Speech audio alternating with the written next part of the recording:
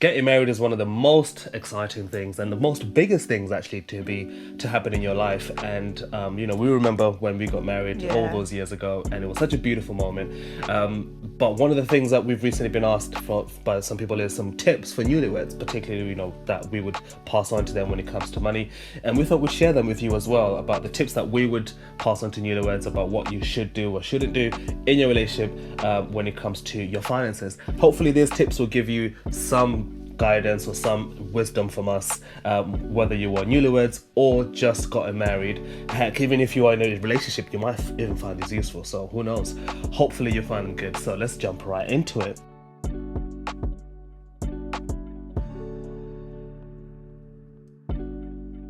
What's the first thing that you would say newlyweds should or shouldn't do? So the first thing for me is, if you're a newlywed, definitely talk about how you'll manage money as a couple, and make sure you include a budget in that. So the reason I say that is because I guess the last thing you want is to come into the relationship, you're both coming in with your different money habits, different money mindsets, and then sort of carry on with that, and then get to a point where you're like, actually, we should have spoken about how we'll manage money, because it's such a big thing in your relationship, just as big as many other things in your relationship. So from the get-go, even pre getting married, you can always start having these discussions like, okay, so once we've moved in together, how do you envision us managing our money? Are we going to have a budget? Are we going to join our money together? Are we splitting the bills 50-50? Like, what are we actually doing?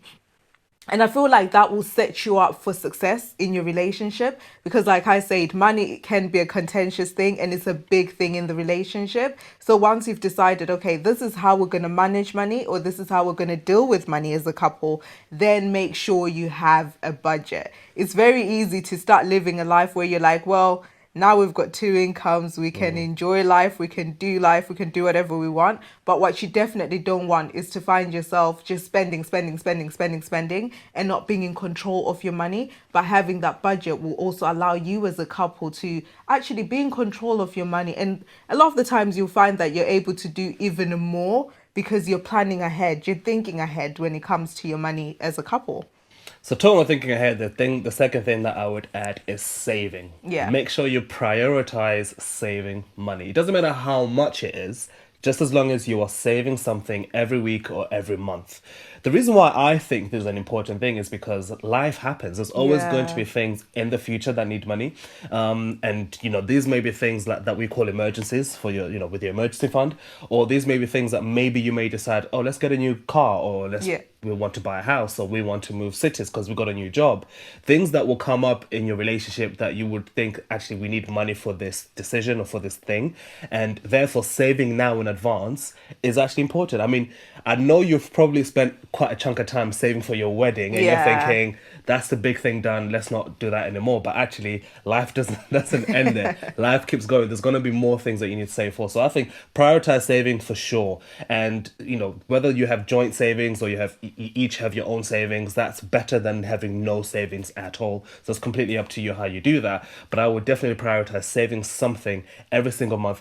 You might be thinking to yourself, well, we don't have any goals right now, what are we saving for? Maybe we don't have any plans to do anything at this point, and that's okay. Like I said, maybe a year from now you might have a need that comes up, or a goal that you think, actually, yeah, we would love to do this. Well, if you're already saving, if you have some savings, then you've already given yourself an earlier start to that Yeah. journey, right? So that's why I say prioritize saving as a couple, and it doesn't matter how much it is, as long as you're doing it consistently every single week or every single month. And I guess, like you said, one of the benefits is sometimes emergencies come up. And if you've not got savings, you don't want to find yourself going down the rabbit hole of maybe using debt or borrowing money from other people. But because you've already got those savings, you can actually just tap into them because they're already there. So the third thing for us would be to actually create the necessary boundaries with people that have access to you. That's your friends and your family. Life is different now that you're married. It's no longer the same as pre-marriage. One of the things that you have to be careful about is that sometimes people will ask you for money because it was the norm before you were married. It's like, you're my friend, we're friends, I can ask you for money, or you're my child, I can ask you for money. But because you're a couple now, and especially if you decide to manage your money jointly, it's one of those things that could easily cause contention if you're in your relationship. if people are continuously asking for money and you've not set any boundaries. So set boundaries with your family, set boundaries with your friends. Talk to your partner or talk to your husband about, or your wife, about what is an acceptable amount if someone's asking for money, or what's no longer acceptable. And we found that by doing this, it helps us avoid fighting, it helps us avoid getting into disagreements, because people that are your friends and your family know which strings to pull. They know which ones to sort of, or which buttons to press to sort of get you to help them out in tough situations. So if you don't talk about this from the get-go, if you don't set boundaries from the get-go, it will cause issues in your relationship with your spouse, because people feel like, okay, we still have that access to you, we can still do what we want to do. But I think it's a respect thing. I think it will help them respect you as a couple, but it also shows that you respect your spouse at the same time. The fourth tip that I would say is you need to get life insurance, and you need to get it immediately. Now, with life insurance, the point of life insurance is that it's a policy that will pay out money to your next of kin when you pass away. Now, guess who your next of kin is now that you're married? Yeah. It's going to be your partner. It's your wife, it's your husband. So when you pass away, guess what? Your salary, your income goes with you as well, right? There's no more income in the household. Now, the way I think about it is this: your friends and your family and your loved ones, everyone around you will be impacted emotionally and mentally, by your loss, or by their loss, really, of you. But the one person who will be impacted financially is your partner. Your spouse, no doubt about that. And therefore, for me, I'm like, if you love your partner, you wouldn't want them to be in a position where they're not just emotionally distraught, but they're financially challenged as well. But the way to avoid the finances, I can't, unfortunately, I can't do much about the emotions. Life is hard, right? Like when pain happens, you have to go through it. But there is something I can do with the financial situation, and that is putting together a life insurance policy that will make sure that when I die, Lindy has some money that's paid to her, and that money can then be used, she can use that money for whatever she wants, but the idea is it would take care of her, and she won't have to then think about finances at my loss. Now, for me, I'd say get a very basic life insurance. It doesn't need to be like an all singing, all dancing policy. A very basic life insurance would do. And you can start off literally with as little as £5 a month. Like, that's honestly at the low end. And just because it's cheap doesn't mean it's bad. It's a life insurance policy.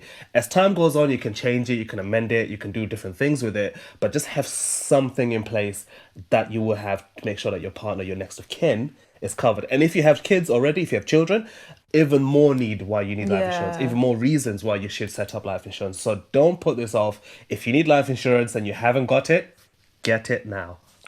Now, the fifth thing for us, which might come off as, but that's obvious, but it does need to be mentioned, is that just because you're now married and just because you're now living together, it doesn't mean you should stop dating each other. Now, we're really big on still dating each other and still like doing things together as a couple. But a lot of the times, I think when you then think about money, you're then like, we have bills to pay. Now we've moved in together. Now we're paying council tax. Now we're paying all these things that maybe you're not paying before. So we need to prioritize them. And yes, that's true. You can't go without paying your council tax. But you also need to spend time and invest into your relationship. And one way we've actually gotten around this is to actually have a dating money pot. We have a pot of money that we save every single month that goes to date nights, or it goes to like eating out and stuff like that. We're still very intentional about dating each other. Now, it's also good to make sure that if you were the type maybe that was very big on dating each other pre-marriage, and now you're married and you have all these other bills and expenses to take care of, you're not overly prioritizing dating each other. You now have to have a balance with everything. Balance your bills, balance going out, balance dating each other, balance eating out. Make sure that you take care of everything, including dating and going out, but don't just prioritize that and forget about your bills, because you don't want to end up in debt. You're newly married. That's the last thing you want to be thinking about. But just have a balance overall and keep dating each other and enjoying each other. So those are the 5 tips that we would say for newlyweds. Now, we can go on and on. There's a lot more that we could have said. But, hopefully these tips have been helpful to you. One thing that we'd love to know, if you can let us know in the comments, is to tell us which of these tips have hit home with you. Which ones have you taken and thought to yourself, actually, yes, this is something that I'm definitely going to put in place with my partner, either now or when you get married. We'd love to know. Let us know in the comments below. Now, if you haven't yet and you're still here, definitely subscribe, like this video, share it it with everybody and anybody who needs to hear this message so that we can continue to help couples with their finances. Thank you for watching, and we'll see you very soon.